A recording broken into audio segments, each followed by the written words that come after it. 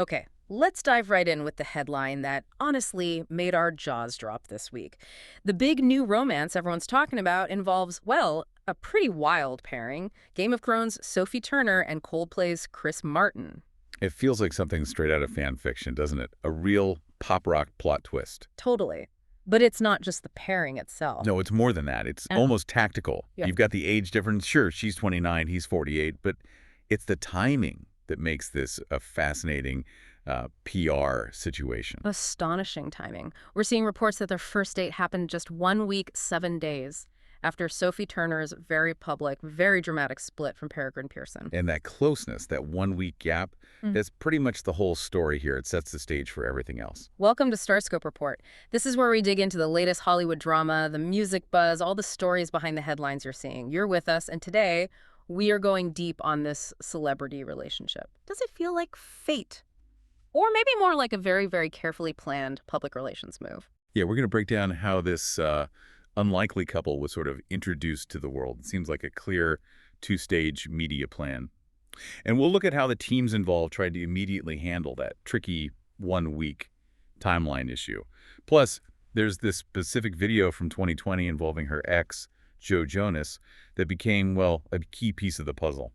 It's quite the anatomy of a celebrity soft launch. Okay, let's start unpacking this unlikely pairing. The first wave of reports called it a budding romance, between these two huge UK stars. But the way it rolled out, that tells you a lot about the level of control involved. Oh, absolutely. The coordination seems intense. Like you said, two distinct stages. Stage one kicked off in late October 2025. That originated over in the UK. The Daily Mail. They reported a specific secret date, a sighting at some quiet London restaurant that basically just established the event happened. Right, just the what and where, but not really the why or the how serious. Exactly. Just the spark. Then came stage two, the narrative part. That was around November 3rd. That's when big U.S. outlets like Us Weekly really amplified it. They used an anonymous insider, like a classic movie. Ah, the anonymous insider, always reliable, right? Well, this insider provided all the core talking points, the sort of emotional framing where it's like sweet, low-key, even hinting it was fated. So the UK paper gives the basic fact, the US magazine delivers the spin. Got it. Pretty much. Control the narrative from the start. But here's something interesting, a bit of a contradiction I noticed digging through the reports. We're told they've had a few dates in London, okay? But as of early November, there isn't a single photograph of them together. Anywhere. For two people this famous in London, that seems... Now, it takes effort to avoid being photographed, doesn't it? It has to be intentional, a deliberate choice, and it serves a really critical PR function here. I mean, if they wanted maximum splashy publicity, they'd be snapped, leaving Chiltern Firehouse arm in arm. Yeah, that's the usual playbook. But instead, the whole thing is being very carefully framed as low-key, taking things slow and private, and pointedly off the paparazzi radar. So the lack of a photo, the absence, is actually sending a message. Precisely. That framing is designed to counter any idea that this is just some fast, messy rebound for Turner. If you want to project seriousness, or at least thoughtfulness, you stay quiet. You keep it off the main feed, so to speak. Right. It brands it as authentic, measured, which, let's be honest, they really needed to do considering, well, that timeline. The timeline is the absolute elephant in the room. You can't understand this story without it. The sources all emphasize it. The timing is the context. Both of them are just coming out of these very long-term, very public relationships. And the media focus is definitely skewed towards Turner's recent history. It's been a whirlwind for her. You had the divorce from Joe Jonas, finalized September 2024. Yeah. Remember how messy that split and custody battle got? Oh, yeah. Very public. Then she jumped into what people called her aristocrat era with Peregrine Pearson. That was sort of on again, off again for, nearly 2 years. And that ended pretty dramatically, too, late September 2025. There was that report of a public argument at a fancy wedding. Right. So quite a lot of turbulence there. And then you contrast that with Chris Martin. His track record is the complete opposite. Mr. Privacy. Totally a different vibe. We all remember the whole conscious uncoupling phrase from his split with Gwyneth Paltrow back in 2014. Very managed. Then he was with Dakota Johnson for nearly 8 years, since 2017. There were even engagement rumors flying around. 8 years is a long time. It is. And crucially, when that ended, apparently sometime in the summer of 2025, it was incredibly quiet. Barely made a ripple publicly. It was like conscious uncoupling 2.0. Okay, wait, let's just process these timelines side by side. Martin's been single for, maybe 5 months? which seems pretty standard. Roughly, yeah. Yeah. Summer split, first date reported late October. But Turner, she was single for 1 week, literally 7 days between the Pearson breakup report and the first Martin date report. Hmm. That difference is stark. It feels like a PR nightmare waiting to happen for her, putting her right in that rebound spotlight. And that's the core tactical problem the PR teams faced. How do you handle that extreme proximity? How do you spin it? Their solution wasn't to deny the timing, interestingly. It was to essentially override it with a much more compelling, almost fairy tale-like story. Right, this is where the real PR maneuvering comes in, because the narrative they pushed is kind of a masterclass in creating legitimacy out of a potentially awkward situation. Mhm. They shifted the frame from quick rebound to something like destiny calling. Exactly. Faded, full-circle love story. Yeah. And they built this narrative on two main pillars, it seems. Pillar A is, honestly, one of the most clever bits of PR spin I've seen recently. It's how they used that 2020 birthday video. Okay, remind us of the details on that video, because it's kind of wild they dug this up and made it central. So back in 2020, Joe Jonas was filming his show, Cup of Joe. For Sophie's birthday surprise, Jonas himself arranged for Chris Martin to record a video message for her. And in the video, Martin wishes her happy birthday, adding a little joke, "On behalf of me and the more handsome members of our band," classic Martin humor. And Turner's reaction on camera was apparently full-on fangirl mode, like squealing, gasping. Yes, sources say she was teary-eyed, even saying, "I'm not going to cry on camera." Pure adoration. Okay. So the narrative now being pushed is that this old celebrity crush, this fangirl moment, has magically turned into reality 5 years later. They're calling it funny and surreal that they actually connected romantically. Right, the fate angle.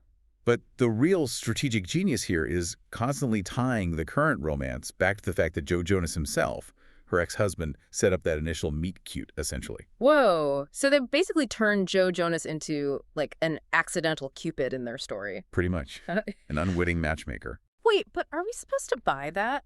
That Chris Martin is thrilled to date someone whose ex literally arranged his first interaction with her as fan service. Isn't that a bit too neat? It's incredibly smooth. Maybe too smooth, you could argue. And maybe a little cold towards Jonas, depending on how you look at it. But what it does strategically is brilliant. Yeah. It reframes the whole thing. It's not a messy rebound anymore. It's this faded full circle thing. It inoculates them against criticism about the rapid timing before it even starts. How can it be messy if the ex-husband basically planted the seed years ago? Okay, wow. That neutralizes a lot of potential drama. That's pillar A. What's pillar B? Pillar B provides the, let's say, the grounding element. It anchors the slightly unbelievable fan crush comes true story, and that's the heavy emphasis on their shared British roots. The cultural connection angle. Exactly. It's a direct contrast play. Think about it. Both Turner and Martin are coming off very long relationships with high-profile Americans. Jonas for her, Johnson Paltrow for him. So this new messaging creates a kind of homecoming theme. You see insider quotes saying Martin is definitely enjoying dating a British woman after all these years with Americans. So it shifts the focus from maybe chaotic speed to something mature, stable, like they're bonding over tea and scones. Sort of. It pitches it as a grown-up return to something familiar, maybe more grounded. It provides that mature, stable foundation that, frankly, the 1 week timeline desperately needed. Okay, so the Britishness adds stability. But even with these strong narratives, you mentioned the sources seem a bit contradictory about where this is actually heading. Yeah, that's the fascinating part now. You can almost see two different PR objectives playing out in the insider quotes about the future. There's the serious camp. These sources, often linked to outlets like Us Weekly, push the idea of real potential. They use phrases like a definite spark, a lot of chemistry. And that narrative obviously helps Turner, right? It makes her quick move look less like a fling and more like finding something real fast. Exactly. It legitimizes her rapid transition. But then you have the counter-narrative. This often comes from, say, less official channels or gossip sources, maybe reflecting Martin's side more. They suggest it's just a casual fling, maybe likely won't last long. The non-committal angle. Right. That it's fun, but maybe not serious. And that narrative, of course, serves Martin well after ending an 8-year relationship. It lowers expectations. So you've got these two slightly different stories running at the same time. How do they manage that? Well, the key seems to be the diplomatic language that both camps are using as a bridge. You see it everywhere. The relationship is still very new, and they are taking things slow. The classic taking things slow. The perfect PR hedge. It's the perfect phrase. It works for both narratives. It allows them to keep all options open publicly while these different insider stories circulate. And this all happens into this sort of official wall of silence, right? The reps aren't saying anything. Exactly. The official line is declined to comment or did not immediately respond. Standard practice, but significant here. By not denying the story, they let this carefully crafted positive narrative take root. But by not confirming it either, they retain plausible deniability if things fizzle out quickly. So it's like floating a trial balloon. They put the story out there, constructed just so, see how the public reacts. See if people buy the faded crush and British bonding angles. And if the reaction is bad, or if it ends tomorrow, they can just say, we never confirmed anything. Precisely. That passive confirmation strategy, combined with the strategic lack of photos, tells you this isn't just a random rumor. It's a calculated, masterfully executed soft launch. They've debuted the relationship entirely on paper, in the media, completely under their control, before any actual public appearance. So the next big step we're waiting for is the visual confirmation, the first actual photograph of them together. Yes. That inevitable public photographic debut will be the moment we see if this narrative, the unwitting matchmaker, the fated British homecoming, has truly stuck and successfully shaped public perception. It's quite the operation. It really is. And given how strategically they use that 2020 video and the whole British context, here's something to think about. What will the next intentional move be? Once that first photo does appear, will the narrative focus shift? Will they lean away from the youthful fangirl crush story and double down on the mature British grounding to solidify them as a potentially serious item? That next step will tell us a lot. Definitely something to watch. You've been listening to Starscope Report, where we uncover the stories shaping Hollywood, music, and pop culture. Thanks for tuning in, and we'll catch you next time.